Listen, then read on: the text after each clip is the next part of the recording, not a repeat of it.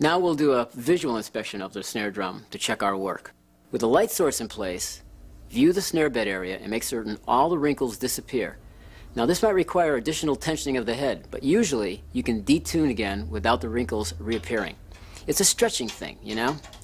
It's very important now. I do not recommend excessive tensioning for seating, as this can often damage the head, especially the thinner snare drum head. It is always best to set a marginal tuning, play the drum for a while, and retune. If time is a constraint, then tension the head a little higher than the desired tuning range and then detune.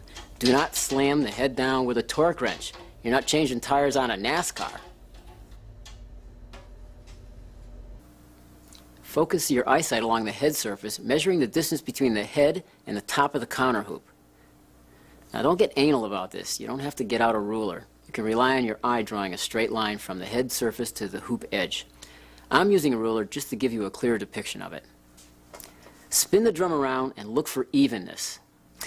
You want to pay particular attention to the contour of the snare bed and take note of high and low spots.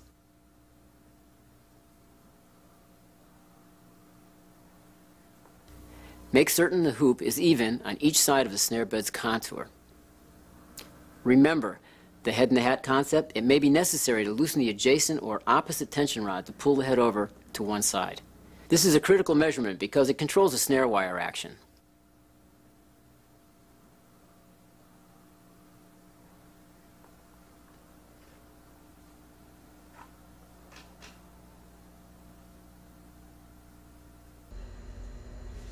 Let's talk about the snares for a moment.